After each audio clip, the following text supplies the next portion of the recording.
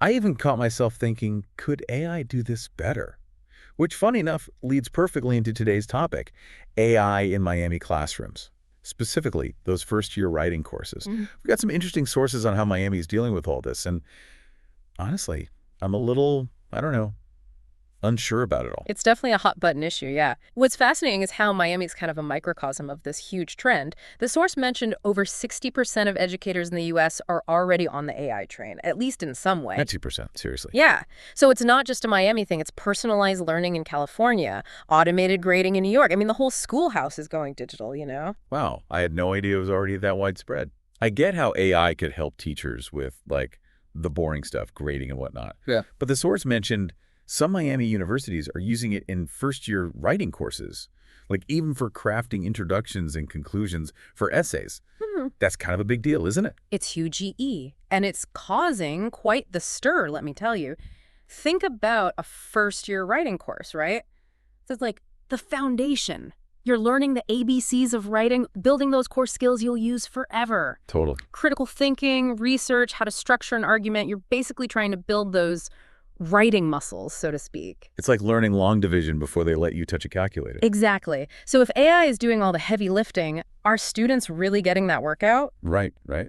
Like, imagine a student using AI to generate an essay outline. Sure, it can be helpful as a starting point, but what if it prevents them from brainstorming their own ideas, finding their own arguments? Okay, yeah, that makes a lot of sense. And that's kind of where the source had me worried.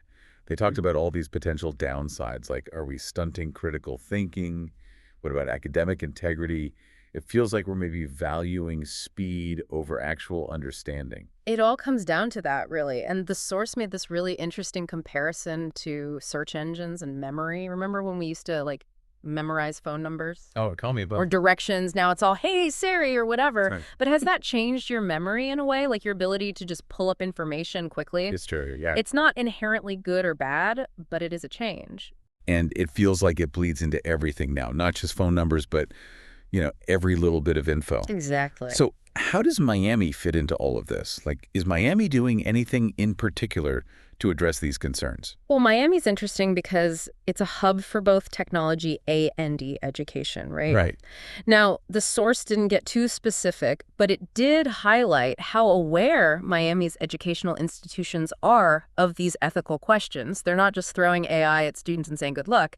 They're trying to figure out how to use AI as a tool that helps learning, not replaces it. Okay, that's at least a little reassuring. Right. So where do we even go from here? This whole thing feels way bigger than just Miami. Oh, absolutely. This is a global conversation we need to be having about the future of learning itself. How do we find that balance, right? The excitement of this new technology, but not losing sight of those core skills, the ones that really make us think for ourselves. It's a tough one. It is. It really is. There are no easy answers, but it's a question we have to be asking. I think you're right. It's like, how do we make sure AI is empowering the next generation, not, I don't know, doing the work for them? Precisely. It's not about shutting technology out, but how can we use it to help humans reach their full potential, And that's a challenge we all have to be a part of figuring out. I couldn't agree more.